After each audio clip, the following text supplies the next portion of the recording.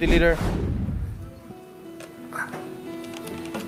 I move that we consider the budget of the Office of the Vice President and recognize the sponsor, Senator Grace Poe, for her opening statement, and to likewise deliver a belated manifestation concerning the budget of the Office of the President, and later to interpellate Senator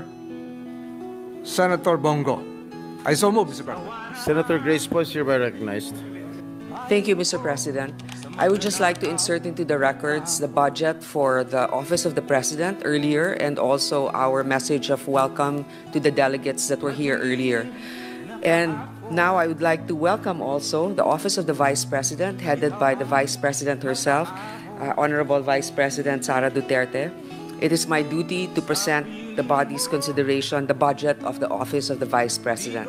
With that, I'm ready to begin with any manifestation or questions. Thank you. Mr. President, Senator Ronald De La Rosa is seeking the floor. I move that he be recognized. Senator De La Rosa is recognized.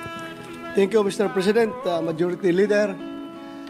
Mr. President, before I would make a motion, I would like to make this manifestation that in the proper time, in the period of interpellation, if it is okay with the good sponsor, that I'm going to introduce some amendments to the OBP budget. If it's okay with the good sponsor. Yes, the proposal is welcome. Then it will depend on the body for the approval. Thank you, Mr. President, good sponsor. With that, I hereby move for the approval of the OBP budget. Before that, I think Senator Bongo Meron kami. wants to take the floor. I would like to take back my motion, Mr. President. Withdraw. Withdraw. I would like to withdraw my motion. Senator to give Bongo. way for the manifestation of Senator Bongo.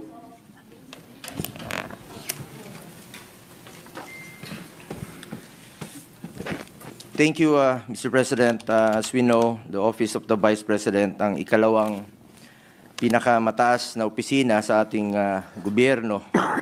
Ang sinumang nakaupo dito ay inihalal ng taong bayan at may responsibilidad na maghatid ng serbisyo, lalo na po sa mga nangangailangan.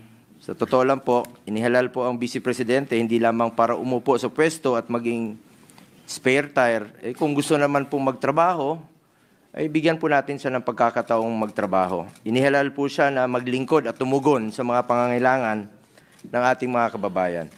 Subalit, Mr. President, ang budget po na inilaan para sa OBP ay binawasan po sa General Appropriations Bill na para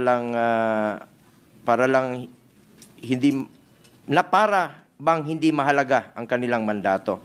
Mula sa original na panukalang budget na National Expenditure Program sa NEP, no, na 2.026 billion, ay binawasan po ito, naging 1.3 billion at nag-iwan na lang po ng 733 billion para sa taong 2025 at yung iba pa dyan ay naging zero.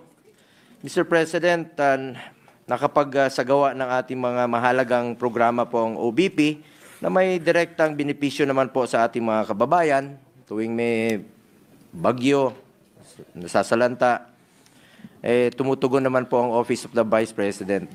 Mayroong mga inisyatibang OBP tulad ng Magnegosyo Taday na nagbibigay po ng grants at training para sa kabuhayan ng mga maliliit na negosyante at kababaihan at ang Educational, Medical, and Burial Assistance Program na naglalaan po ng tulong pinansyal para sa mga kababayan nating nangangailangan. Sa panahon po naman ng kalamidad, nandiyan po ang Disaster Response Program ng OBP na nagbibigay po ng agarang tulong, relief packs at iba pang suporta sa apektadong lugar.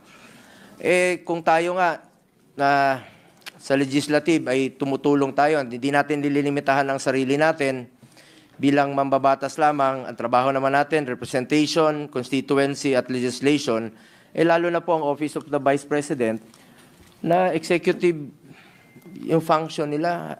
Sana po'y bigyan natin ng pagkakataon na makapagtrabaho naman po ang Office of the Vice President. Ngunit ang mga nabanggit ko pong mahalagang programa ng OBP ay maapektuhan dahil bahagi rin po dito na tinanggal sa budget ng OBP sa ilalim ng General Appropriations Bill. Mr. President, public offices in general are meant to serve the Filipino people, lalo na kung lumalapit sila diretso ang kanilang opisina sa ating mga kababayan. Basic mandate po ang tumulong, lalo na po sa nangangailangan ng social services. Mr. President, ang pagbawas po sa budget ng OBP ay direktang makakaapekto sa kakayahan ng OBP na makapaghatid po ng serbisyong naglilingkod sa tao mula sa Luzon, Visayas at Mindanao para nating tinanggalan ng kapasidad ng isang ahensya or in this case, isang halal na pinuno ng bansa na magserbisyo po. Kaya po nananawagan po sana ako sa mga kasamahan natin dito na sana po ay madagdagan o maibalik ang pondo po na naaprubahan sa NEP for 2025 para naman po makapagtrabaho ng maayos ang ating Vice Presidente na parte po ng executive branch of the government. Para naman po para naman meron tayong working Vice President at hindi lang po spare tire. Gusto naman po magtrabaho ng ating Vice Presidente. Huwag ho nating pilayan ang gustong magtrabaho. Sa totoo lang po, ang daming opisina na mas malaki pa ang budget kaysa OBP, pero underperforming. Ang iba nga dyan, natutulog yung pondo. Ang daming programa na pilit sinasama sa mga program funds na hindi na po nagagamit, winawalis na po. Dahil hindi nagagamit yung pondo, ito, gustong magtrabaho. Sana naman po mabigyan ho natin ng pagkakataon ang opisina na gusto pong maglingkod sa ating mga kababayan. Maliit lang po na halaga yun eh. Kumpara po sa napakaliit na pie lang po yun sa kabuuang budget po ng ating bansa. Mr. President, huwag po nating ipagkait sa sambayanan ang serbisyong kanilang inaasahan, lalo na po sa panahong mas kailangan po ng taong bayan ang pagkalinga ng kanilang pamahalaan. Lalo na ngayon, panahon ng bagyo, dami pong naghihirap nating mga kababayan. Magtulungan na lang po tayo. Yun lang po ang panawagan ko sa inyo, magtulungan tayo. While we understand that some of OBP's programs are also being done by other government agencies, wala naman po sigurong masama kung bigyan po ng budget ang OBP para sa social services. Ito lang po aking pakiusap sana, para sa social services, para mas marami pang mabigyan po ng tulong at mas marami pa pong matutulungan. Sana po madagdagan o maibalik po ang pondo at hindi po masakripisyo ang layunin ng OBP na maghatid ng tunay na serbisyo sa ating mga kababayang Pilipino, lalong-lalo po yung mga nangangailangan. Let me repeat, yung social services sana po maibalik. Maraming salamat po, Mr. President. Thank you very much, Senator Christopher Bongo. Majority Leader. Senator... Before we recognize Senator Bato, I would like to convey also that the manifestations of Senator Bongo is noted, and at the proper time, Senator Bongo is free to introduce the amendments he would like to include for the Office of the Vice President's budget. Thank you.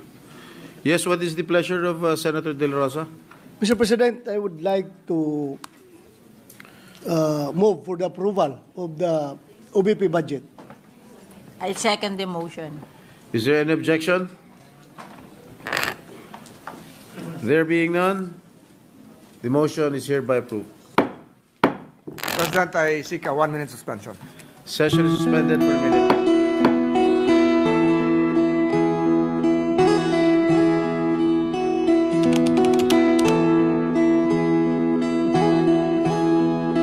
Ikaw ang pangulo para sa pagbabago. Sawa na ang bayan ko sa magnanakaw na tao.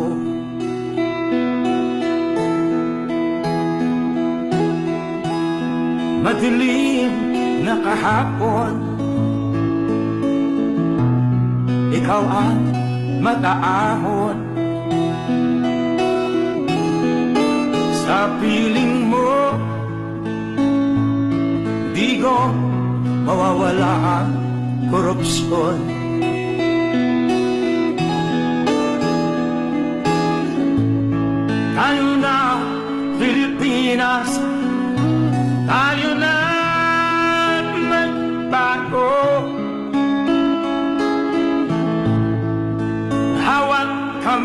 tayo para sa pagkasira.